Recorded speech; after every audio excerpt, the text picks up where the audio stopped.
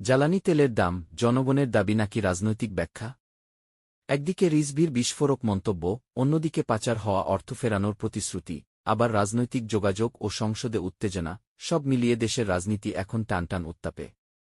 ট্রাইব্যুনালে সাবেক সেনা কর্মকর্তার বক্তব্য নতুন বিতর্ক তৈরি করেছে। প্রশ্ন উঠছে, এসব কি আলাদা ঘটনা নাকি বড় কোনো রাজনৈতিক রূপান্তরের ইঙ্গিত? অর্থনীতি, বিচার ও রাজনীতি, তিন ফ্রন্টে একসাথে চাপ, আর সেখানেই তৈরি হচ্ছে নতুন সমীকরণ।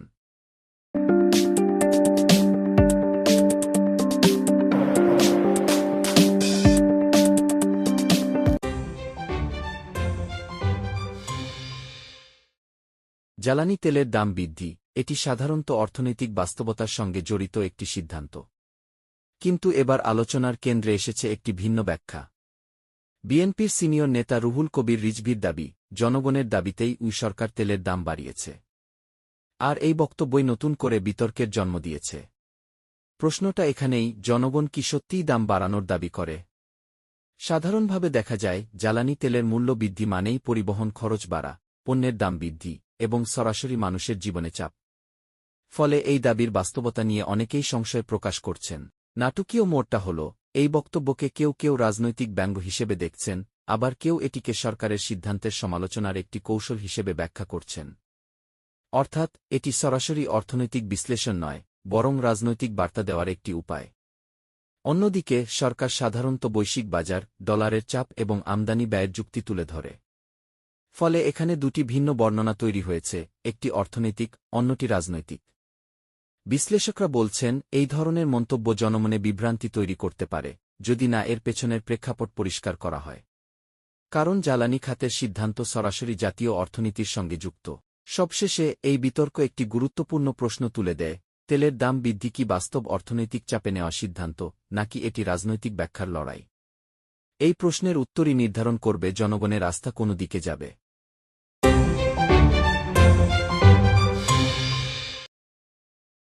পাচারকৃত অর্থ দেশে ফেরানো, শুনতে যতটা আকর্ষণীয়, বাস্তবে ততটাই জটিল।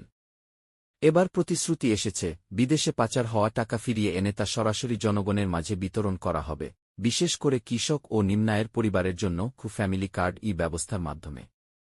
এখানেই তৈরি হচ্ছে বড় প্রত্যাশা এবং সমান বড় প্রশ্ন। প্রথম প্রশ্ন, এই অর্থ আসলে কত? বিভিন্ন সময়ে বিভিন্ন সংস্থা বিপুল অঙ্কের অর্থ পাচারের কথা বলেছে, কিন্তু নির্দিষ্ট হিসাব, উৎস এবং গন্তব্য সবসময় পরিষ্কার নয়।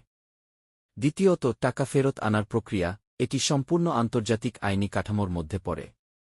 মানি লন্ডারিং ট্রেস করা, বিদেশি আদালতে মামলা, সম্পদ ফ্রিজ করা, সব মিলিয়ে দীর্ঘ ও ব্যয়বহুল প্রক্রিয়া। নাটকীয় মোড়টা এখানেই, যদি এই অর্থ সত্যিই ফিরিয়ে আনা যায়, তবে তা সামাজিক সুরক্ষা ব্যবস্থায় বড় প্রভাব ফেলতে পারে। ফ্যামিলি কার্ড কি মডেলের মাধ্যমে লক্ষ্যভিত্তিক সহায়তা দিলে দরিদ্র জনগোষ্ঠীর হাতে সরাসরি সুবিধা পৌঁছানো সম্ভব। তবে সমালোচকরা বলছেন, সঠিক ডেটাবেজ, স্বচ্ছ বাছাই ও জবাবদিহি ছাড়া এমন কর্মসূচি সহজেই অপব্যবহারের ঝুঁকিতে পড়ে। আরেকটি গুরুত্বপূর্ণ দিক, রাজনৈতিক টাইমিং। বড় প্রতিশ্রুতি সাধারণত জনমত গঠনে ভূমিকা রাখে। ফলে এটি কেবল অর্থনৈতিক কর্মসূচি নয়, বরং একটি শক্তিশালী রাজনৈতিক বার্তাও। বিশ্লেষকদের মতে, এই প্রতিশ্রুতি বাস্তবায়নের জন্য তিনটি শর্ত জরুরি: স্বচ্ছ তদন্ত, আন্তর্জাতিক সহযোগিতা এবং শক্তিশালী প্রশাসনিক কাঠামো। এগুলো নিশ্চিত না হলে প্রতিশ্রুতি বাস্তবে রূপ নেওয়া কঠিন। সবশেষে প্রশ্ন থেকে যায়, পাচারকৃত অর্থ কি সত্যিই দেশে ফিরবে এবং জনগণের হাতে পৌঁছাবে, নাকি এটি শুধু একটি উচ্চাবিলাসী প্রতিশ্রুতি হয়েই থাকবে? উত্তর নির্ভর করছে বাস্তব পদক্ষেপের উপর।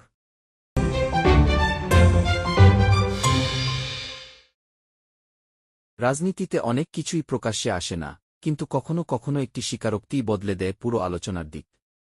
জাতীয় পার্টির চেয়ারম্যান জি.এম. কাদের জানিয়েছেন, 2024 সালের রাজনৈতিক পট পরিবর্তনের পর তার সঙ্গে সাবেক প্রধানমন্ত্রী শেখ হাসিনার কথা হয়েছে। তিনি এটিকে কি সৌজন্য সাক্ষাৎ বা কথোপকথন বললেও, এখানেই তৈরি হয়েছে নতুন কৌতূহল এবং প্রশ্ন। প্রথম প্রশ্ন, এই যোগাযোগের গুরুত্ব কতটা? বাংলাদেশের রাজনীতিতে ব্যক্তিগত ও রাজনৈতিক সম্পর্ক প্রায়ই একে অন্যের সঙ্গে মিশে যায়। ফলে সৌজন্য কি কথোপকথনও অনেক সময় বড় রাজনৈতিক বার্তা বহন করে। নাটকীয় মোড়টা এখানেই, জি.এম. কাদের বলছেন, সেখানে কোনো রাজনৈতিক আলোচনা হয়নি। কিন্তু রাজনৈতিক পর্যবেক্ষকরা এটিকে পুরোপুরি নিরপেক্ষভাবে দেখছেন না। তাদের মতে এমন সময়ের যোগাযোগ ভবিষ্যৎ সমীকরণের ইঙ্গিত হতে পারে, বিশেষ করে যখন রাজনৈতিক মেরুকরণ তীব্র। আরেকটি গুরুত্বপূর্ণ দিক হল এই তথ্য প্রকাশের টাইমিং। কেন এখন এটি সামনে এল? এটি কি জনমত তৈরি করার একটি কৌশল, নাকি একটি স্বাভাবিক স্বীকারোক্তি? এই প্রশ্নগুলোই আলোচনাকে আরও গভীর করছে।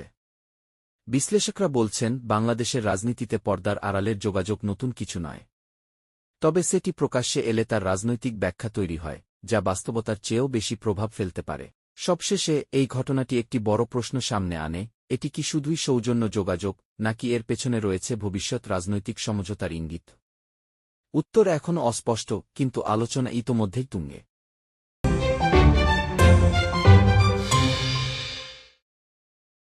সংসদের মেঝে, যেখানে যুক্তি, তথ্য আর শালীনতার মধ্যেই হওয়ার কথা তর্ক। কিন্তু রুমিন ফারহানার বক্তব্যের সময় ট্রেজারি বেঞ্চের কিছু সদস্যের আচরণ ঘিরে তৈরি হয়েছে নতুন বিতর্ক। বিরোধী শিবির বলছে, এটি শুধু একজন এমপির প্রতি অসম্মান নয়, বরং সংসদীয় সংস্কৃতির উপর আঘাত। ঘটনার সূত্রপাত বক্তব্য চলাকালীন বাধা, মন্তব্য ও কটূক্তির অভিযোগ থেকে। সমালোচকদের মতে এতে কার্যত বক্তব্যের ধারাবাহিকতা ভেঙে যায় এবং বিরোধী কণ্ঠের জন্য পরিবেশ সংকুচিত হয়। অন্যদিকে সরকারপক্ষের অনেকে দাবি করছেন, উত্তপ্ত বিতর্কে প্রতিক্রিয়া স্বাভাবিক, সংসদ তো নিছক নীরবতার জায়গা নয়। নাটকীয় মোড়টা এখানেই, এটি কি কেবল মুহূর্তের উত্তেজনা, নাকি বৃহত্তর রাজনৈতিক মেরুকরণের প্রতিফলন? কারণ সংসদে আচরণ জনমনে সরাসরি প্রভাব ফেলে। শালীনতা ক্ষুণ্ণ হলে আইন প্রণয়ন প্রক্রিয়ার বিশ্বাসযোগ্যতাও প্রশ্নের মুখে পড়ে। আরেকটি গুরুত্বপূর্ণ দিক হল বিধি ও প্রথা। স্পিকার ও হাউসের নিয়ম, বক্তব্যে বাধা না দেওয়া, অশোভন মন্তব্য এড়ানো, এসব কতটা মানা হচ্ছে? যদি নিয়ম প্রযোগে বৈষম্যের অভিযোগ ওঠে, তাহলে বিতর্ক আরও ঘনীভূত হবে। বিশ্লেষকদের মতে সমাধান একটাই, কঠোরভাবে সংসদীয় বিধি মানা এবং সব পক্ষের আত্মসংযম। কারণ শক্তিশালী গণতন্ত্রের জন্য শক্তিশালী সংসদ দরকার। সবশেষে প্রশ্ন, এটি কি একদিনের উত্তেজনা, নাকি দীর্ঘমেয়াদী রাজনৈতিক সংস্কৃতির সংকেত? উত্তর নির্ভর করছে পরবর্তী আচরণ ও জবাবদিহির উপর।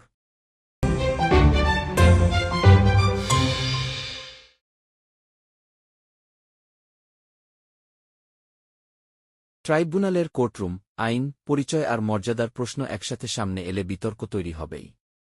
মানবতাবিরোধী অপরাধের মামলার শুনানিতে সাবেক সেনা কর্মকর্তা মেজর জেনারেল অবসরপ্রাপ্ত জিয়াউল আহসান নিজের পদবি নিয়ে আপত্তি তুলেছেন। মামলার নথিতে তাকে বরখাস্ত উল্লেখ করা হলেও তিনি দাবি করেছেন, তিনি আসলে অবসরপ্রাপ্ত। আর এই ছোট্ট শব্দের পার্থক্যই বড় আইনি ও সামাজিক প্রশ্ন তুলে দিয়েছে। প্রথমত, বরখাস্ত ও অবসরপ্রাপ্ত দুটি ভিন্ন প্রশাসনিক অবস্থান, যার প্রভাব পড়ে সম্মান, সুবিধা ও রেকর্ডে। আদালতের নথিতে কোনটি সঠিক, তা নির্ধারণে প্রামাণ্য দলিলই চূড়ান্ত। নাটকীয় মোড়টা এখানেই, এটি কি কেবল শব্দগত সংশোধন, নাকি বৃহত্তর আইনি কৌশলের অংশ? কারণ অভিযুক্তের পরিচয় ও অবস্থান অনেক সময় মামলার প্রেক্ষাপট ও জনমতের উপর প্রভাব ফেলে। দ্বিতীয়ত, বিচারিক প্রক্রিয়ার স্বচ্ছতা। আদালতে উপস্থাপিত তথ্য যদি ভুল বা অস্পষ্ট হয়, তাহলে তা সংশোধনের সুযোগ থাকা জরুরি, এটাই ন্যায্য বিচার প্রক্রিয়ার অংশ। তবে একই সঙ্গে প্রশ্ন ওঠে, তদন্ত ও নথি প্রস্তুতে কোথায় ঘাটতি রইল? বিশ্লেষকদের মতে এই ইস্যু আমাদের মনে করিয়ে দেয়, বিচার শুধু রায় নয়, পুরো প্রক্রিয়াটিই বিশ্বাসযোগ্য হতে হবে। সঠিক পরিচয়, সঠিক তথ্য, এগুলোই ন্যায় বিচারের ভিত্তি। সবশেষে প্রশ্ন, এটি কি নিছক প্রশাসনিক ভুল, নাকি মামলার গভীরে থাকা আরও জটিলতার ইঙ্গিত? উত্তর মিলবে আদালতের পরবর্তী পর্যায়ে।